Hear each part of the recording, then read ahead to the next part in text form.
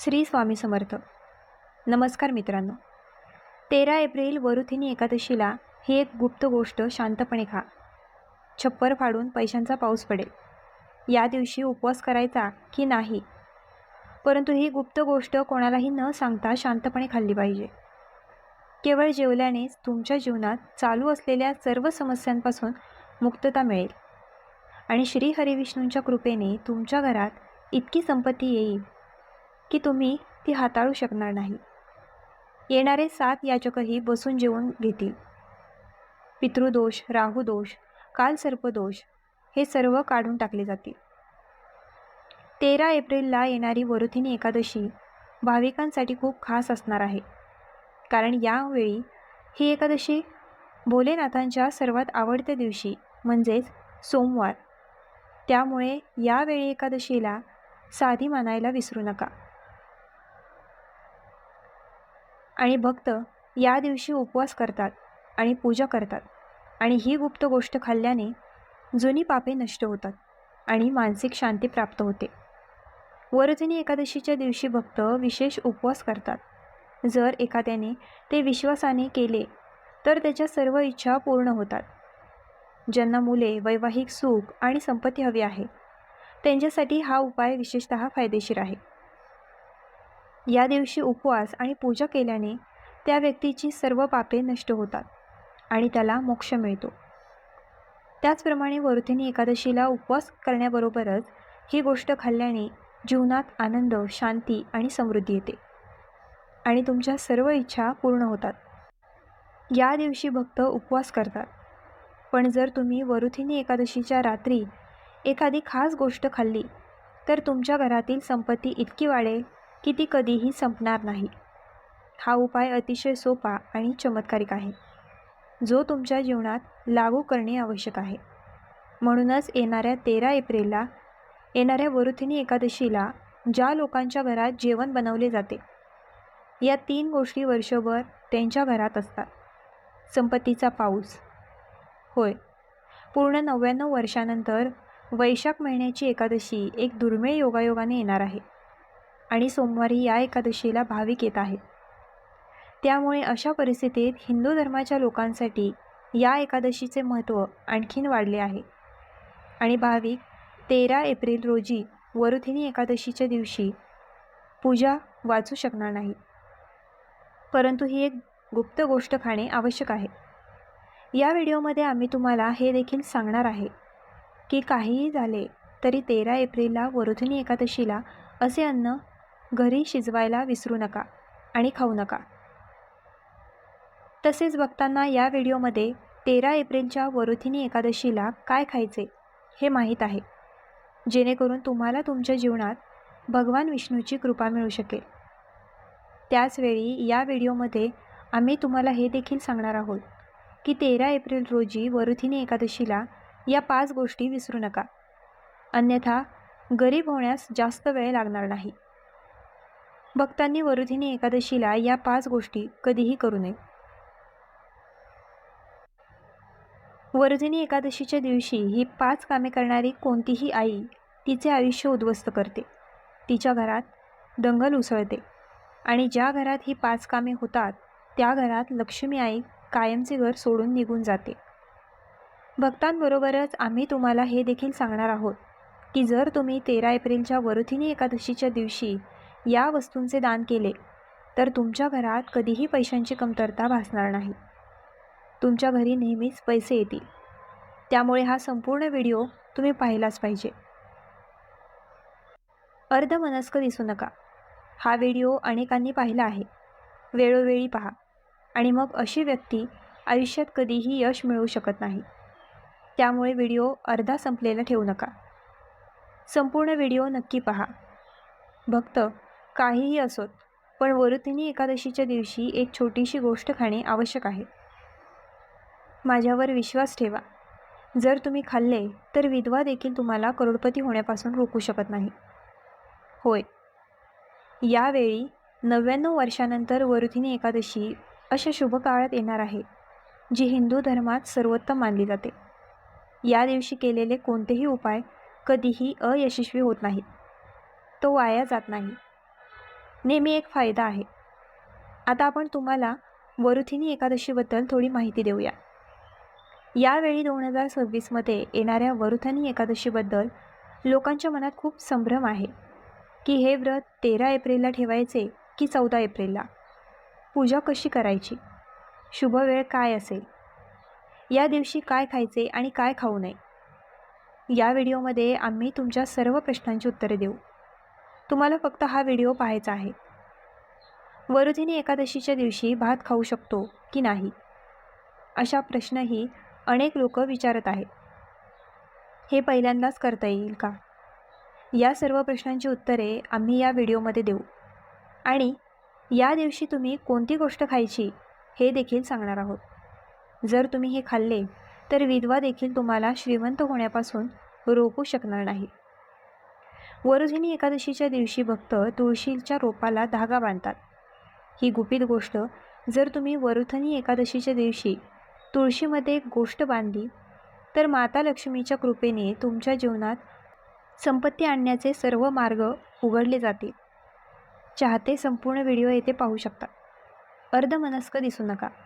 आता आपण तुम्हाला वरुथिनी एकादशीबद्दल थोडी माहिती देऊया. वैशाख महिन्यातील कृष्ण पक्षाच्या एकादशीला वरुथिनी एकादशी म्हणतात. भारताच्या वेगवेगळ्या भागात याला वेगवेगळ्या नावांनी ओळखले जाते. उदाहरणार्थ, काही ठिकाणी ती वरुथिनी एकादशी म्हणून ओळखली जाते आणि काही ठिकाणी ती सौभाग्यप्रदायिनी एकादशी म्हणूनही ओळखली जाते. जर तुम्ही उपवास करत असाल तर तुम्ही फक्त एक सफरचंद खाल्लेच पाहिजे. केळी, पपई, टरबूज आणि गोड द्राक्षे खावीत. ही फळे उपवास करणाऱ्या व्यक्तीला शक्ती देतात आणि उपवास पूर्ण करतात. शास्त्रामध्ये असे म्हटले आहे की वरुथिनी एकादशी दिवशी सीताफळ खाल्ले पाहिजे. असे 10 आजार आहेत जे सीताफळ खाल्ल्याने दूर होतात. असे मानले जाते की वरुथिनी एकादशीच्या दिवशी सीताफळाचा घरात प्रवेश खूप शुभ मानला जातो. एकादशीचा उपवास सीताफळ खाऊन यशस्वी होतो कारण त्यात माता सीतेचे आशीर्वाद असतात. असे मानले जाते की हे फळ भगवान रामाच्या वनवासादरम्यान माता सीतेने खाल्ले होते. पृथ्वी एकादशीच्या वेळी जो कोणी ते खातो त्याला दुःख सोसावे लागत नाही. तुम्ही फळे खावीत. माता सीता प्रसन्न होते आणि आशीर्वाद देते. पण लक्षात ठेवा, वरुथिनी एकादशीच्या उपवासादरम्यान वांगी न खाणे हे पाप ठरेल.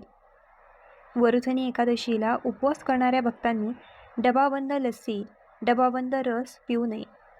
त्यात अशी अनेक रसायने आहेत जी तुमचा उपवास मोडू शकतात. जेव्हा तुम्ही फळांचा रस प्याल तेव्हा त्यात मीठ घालू नये, हे लक्षात ठेवा. अन्यथा उपवास खंडित होईल. तसेच रसामध्ये बर्फ घालू नये. साध्या फळांचा रस प्यायल्याने उपवास यशस्वी होतो. त्यामुळे भक्तांना आता तुम्हाला सांगू द्या की वरुथिनी एकादशीच्या दिवशी कोणत्या गोष्टींचे सेवन करू नये जेणेकरून तुमचा उपवास पवित्र आणि पूर्णपणे फलदायी असेल. वरुथिनी एकादशीच्या पहिल्या दिवशी भाविकांना आंबट पदार्थ खाण्यासही मनाई आहे. सफरचंद, द्राक्षे, केळी आणि इतर फळे हे लिंबूवर्गीय पदार्थ तामसिक गुणधर्म वाढवतात, ज्याचा मानसिक स्थितीवर नकारात्मक परिणाम होऊ शकतो.